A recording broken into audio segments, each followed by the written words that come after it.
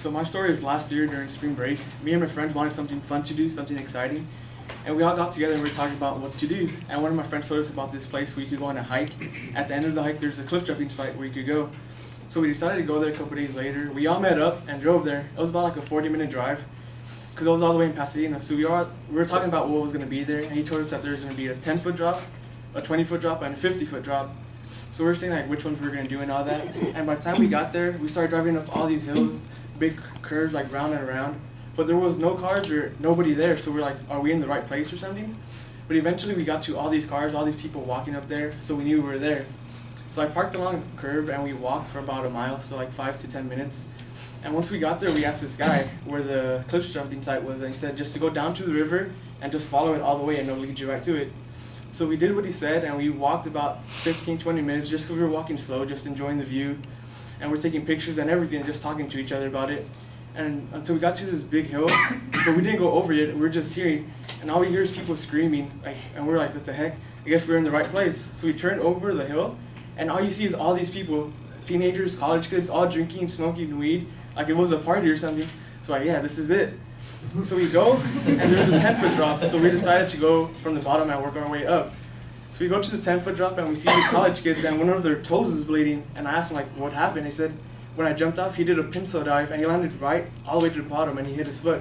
So like, all right, no pencil dives then. So I went up to the edge, and right before I jumped, I leaped up my arms so I wouldn't do a pencil dive. I remember right when I hit the water, I swam out because it was freezing cold. So then my other friends went, we all took turns, and then we decided to go to the 20-foot drop. But we looked around, and it turns out you had to climb up all these rocks and then jump into a little bowl like this big. So like, no way, we're not gonna dive for a 20-foot drop. So we decided to go to the 50 one instead. But we were looking around, making sure how to jump and where to jump because we didn't want to get hurt. So each time we were watching people jump, they'll jump off, and then about like 2 to 3 seconds later, all you hear is like that, like if they landed on their back or something. So we're like, dang, like it has to hurt. So I decided, we're just watching people, and then out of nowhere, this guy goes up there just messing around, and he kept like stumbling around, like if he was drunk or something, and out of nowhere, he falls on his side, and everyone completely silent, like you can't hear anyone talk, and people are just like, dude, is he all right? And all you hear in the echo is like, I'm all right, just because it was a far drop. So everyone starts laughing about it, so I decided to go up just to see how it is. And I remember walking up slowly, putting my feet closely just in case I didn't fall, and I look over, and it didn't look that high, so I was like, I could do this, and out of nowhere, in the back, I hear a countdown, like 10, 9, 8, so I'm like, dude, might as well, I'm already here.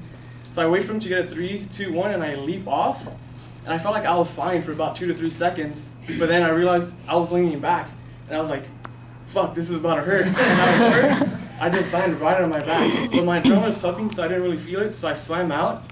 But that, my adrenaline ran out, I was like, fuck, that hurts a lot. And I asked this lady, like, if my back was ready, and she looked over, and she said it was pretty bruised up. So like, oh, whatever. So I was ready to go back up to the top, and then I see my friend about to jump off, so I was like, I'll wait for him just in case he gets hurt. So he jumps off, and in midair, he does a 360 in there, and he lands right on his face. So I was like, dude, this guy probably knocked himself out. So I was ready to go in there and get him, but he comes up and he swims to me, and he just goes like this, and he just looks at me like, fuck, dude, that hurt a lot. So I felt bad for him because he landed right on his face. So then we got up, we went to the top, and we talked to this guy who recorded us doing it, and we asked him to send us our videos. So he sent us the videos, and then we went to go eat at Sonic's, and we were just talking about it, how cool it was and how much it hurt.